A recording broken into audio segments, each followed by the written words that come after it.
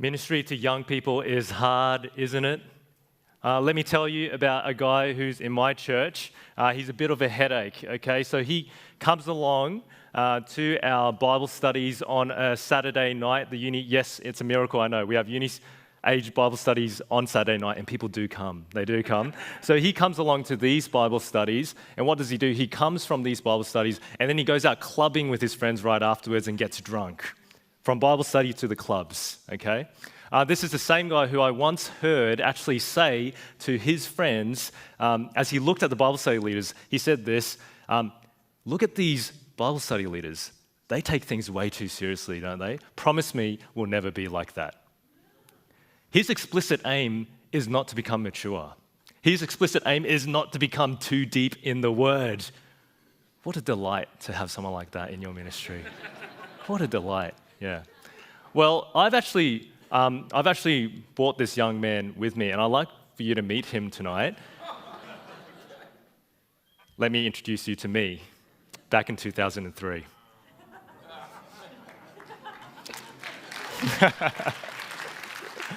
I got you for a minute there, didn't I? Yeah. So here's the question I want to ask you. How did a young punk like me end up convicted about the gospel enough to go into full-time ministry and serve the Lord with all of his life? Tonight, I'm going to share my insights from my story about as a millennial growing up in the church, and I'm 36, by the way, in case you're wondering. I'm also going to share my experience pastoring a church where 80% of my congregation is my age or younger. And before we start, just some quick notes on what I mean when I talk about the next generation. So there's a few ways to view this, but the millennials, they're born from 1980 to 1994. They're currently 25 to 40 years old. Some people might say this is the older end of the next generation. Depends how old you are, I guess, but that's something you think about. But there's definitely, we're thinking next generation there. But we can all agree that definitely this term would at least apply to Gen Z, yeah, the post-millennials. So they're currently aged about 11 to 24. What characterizes this generation? Well, they have short attention spans. They're digital natives, so they grew up with pretty much devices in their hands, right? Technology, that's all they know. They're globally connected because of technology. They're very aware globally.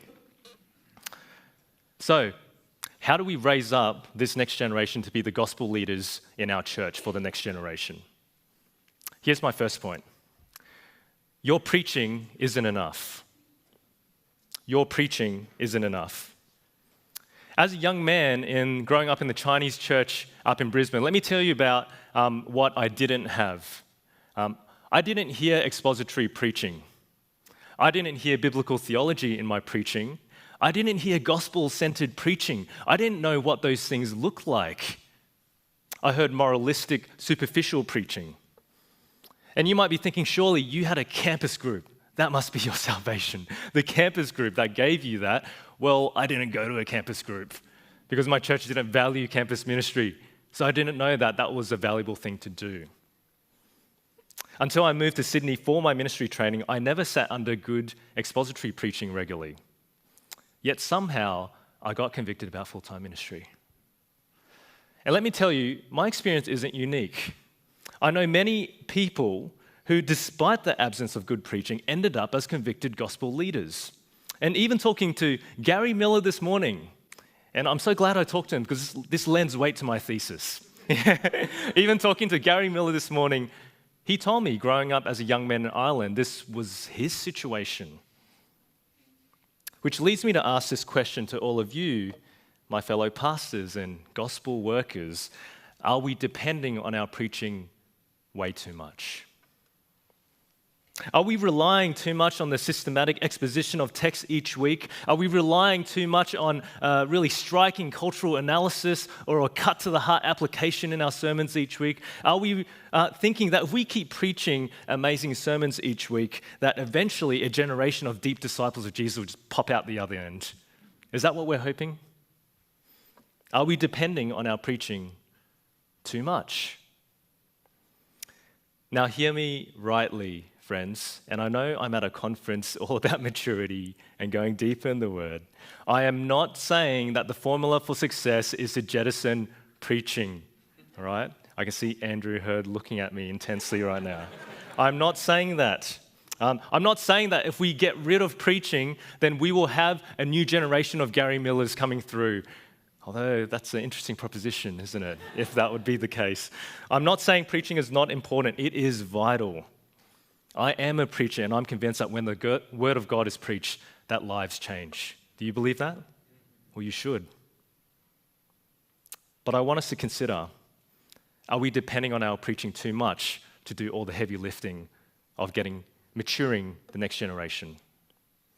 Are we investing too many hours of our weeks into our sermons at the expense of other vital disciple-making work? And I do believe you can spend too many hours on your sermon. Have we actually got an unbalanced view of God's means of transforming people? The picture of church in scriptures is not just a preacher and a pulpit. You know that. What we need to keep holding up, no matter if we're size 50 or 5,000, is the picture of church as family. And as gospel leaders, we are to parent the next generation. Let me ask you a question. If you think back to the key moments of conviction in your Christian life, what were they? For me, as a wayward young man, I'll tell you what it was for me. It was people coming alongside me and taking me under their arm and treating me like a son. It was someone giving their time to read the Bible with me and pray with me. I still remember how valued I felt when this first happened. And to be honest, this wasn't even a regular thing with one person. Occasionally it happened. It was someone pulling me aside and saying to me, you need to break up with this non-Christian girlfriend, when nobody else would say that because they were too scared. It was someone who said, on a conference, are you ready to give your life to God in full-time ministry? We need you to be all in for Jesus and not look back. I didn't even have a regular mentor that met up with me week to week doing these things. These were all different people, but people who parented me like a son, like a gospel parent, as they came alongside me and encouraged me. My guess is that for many of you, you can name far more people that impacted your faith than you can name sermons. As a preacher, sometimes that makes me sad, but there is a reality there. And even good sermons, they need a wise voice to help us apply them, don't they? To help those truths go deep into our hearts, to challenge us to keep living those things out. The Apostle Paul, he knew how important gospel parenting was. In 1 Thessalonians, he wrote this as he speaks of his mission to bring the gospel to them. Just as a nursing mother cares for her children, so we cared for you. Because we loved you so much, we were delighted to share with you not only the gospel of God, but our lives as well. And in verse 11, going forward, for you know that we dealt with each of you as a father deals with his own children, encouraging, comforting, and urging you to live lives worthy of God, who calls you into his kingdom and glory. In this one passage, there's both the mother and the father language here. Now you see, Paul was a preacher. It says here he shared the gospel with them, but that's not all he shared. He also shared his life, loving, encouraging, comforting, urging on to live lives worthy of the gospel. And it's interesting that in verse 11, Paul says that this is how he treated each one of them. There's an individual element here too. It's personal. Gospel mothering, gospel fathering, gospel parenting. I believe this is what the next generation in our churches needs if we want to see them grow to be gospel leaders. Do you see the next generation in your church as your children? Is that how you see them? The secular research on Gen Z actually affirms this. This generation especially craves relational, authentic leadership rather than authoritarian, hierarchical leadership. They don't want leaders who are far off in a pulpit telling them what to do.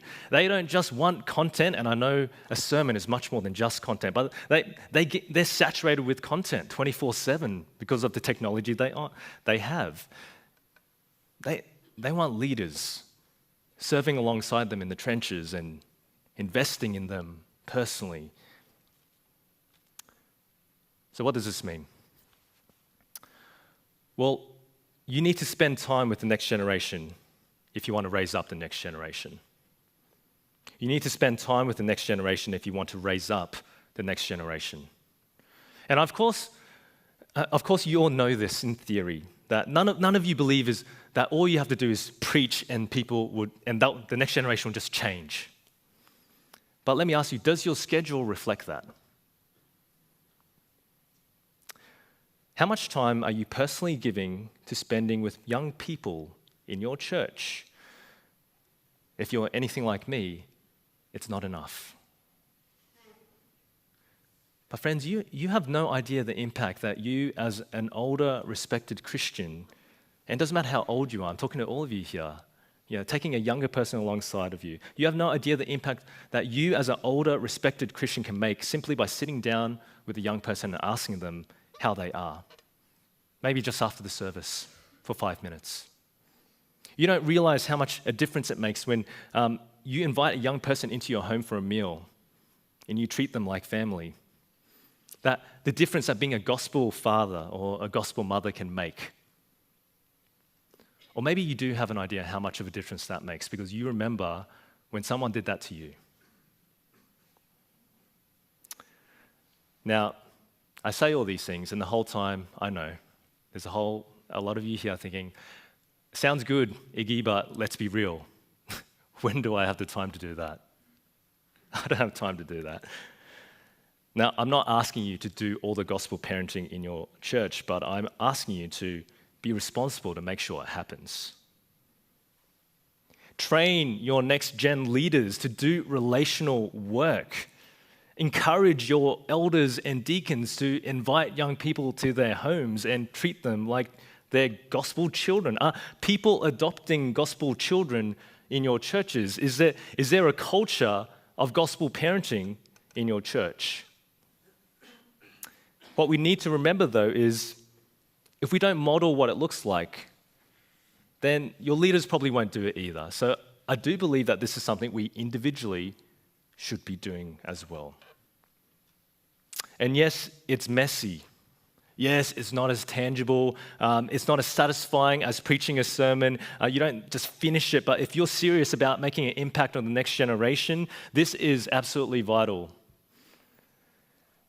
Now friends, I know you won't do this if it's simply another thing to do. How many things do we have to do already? And the danger with conferences like this is that you say, there's all these extra things that I have to do. Where am I going to find time to do them? So let me encourage you to see the value in this. And if you do see the value in it, then take something off your plate so you can put this on. Don't just add on to it. How about you all spend 1 hour less on your sermon prep? Maybe let's be real, maybe once a month, spend 1 hour less on your sermon prep or your teaching prep, whatever you're doing. And use that time to meet up with a young person instead. I've got 3 guys that I rotate meeting with, and it's not every week, definitely. It's supposed to be once a month. It usually stretches out more than that. But when I touch base, I keep it really simple as well. What I do is I ask them, what have you been reading lately from the Word? And then we read that together, because I believe that's how we go deeper in the Word as well, as we meditate on a passage over and over again. So we do that. I don't prep for these meetings beforehand. I get into the Word with what they're reading. Then I ask about their godliness. I ask them, who are you encouraging? Who are you meeting up with? Who can you spur on? And then I pray for them. It's simple. It's the basics, but with a heavy dose of love, and that transforms hearts. Gary Miller told me he was back in Ireland recently and he bumped into one of his old youth leaders. Now, I don't want to imagine how old this guy is right now, but anyway, he bumped into one of his old youth leaders, and this youth leader, do you know what he said to Gary? He said, "I'm still praying for you, mate." How encouraging is that? How amazing is that? That just warms my heart to hear. And imagine if we all did this, every one of us listening across our nation tonight, if we all did this with one young person from our church, 800 more young people being gospel parented, being encouraged, There's a vision here to see over 500 leaders raised up in the near future. Or maybe this is where it starts. As you spend time with the next generation, let me leave you one last practical tip, and that's to inspire them to a vision. Inspire them to a vision. We all know the importance of leading with vision. We need to always start with a strong gospel why. And nowhere is this more important than with the next generation. Gen Z, you know what they want? They want to change the world. Did you know that? They want to change the world. That's why they struggle to be committed to things they don't see a clear purpose to. We think they're flaky because they're so non-committal to things. They're just hungry for purpose. And let me tell you, and you know this, purpose is one thing that the church is not lacking. We have purpose in bucket loads. We have the greatest purpose in the world. What greater purpose can you have than transforming lives through Jesus Christ? What mission is more significant than rescuing people from hell and bringing them into the kingdom of God? Is there a greater purpose in this? No way. Friends, you know there is nothing more important than this. So make sure the next generation in your church knows this as well. When you talk to a young person, whenever you talk to a young person, whether it's for 5 minutes or whether it's for an hour, make sure you put that gospel vision before them. Make sure you press that into them. Make sure they can never forget that that's what matters in life. Lead with that vision. Because let me tell you, they are hungry for purpose. And the gospel gives them purpose like nothing else can. Pastors, leaders, brothers and sisters in Christ from all around our country, think about the future and what could be. Wouldn't you love to see God raise up a new generation of devoted disciples of Jesus in our churches? Wouldn't you love to see the next generation fired up with this white-hot gospel passion so they fearlessly bring out the gospel across our nation? Wouldn't you love to see us reach Australia with the gospel?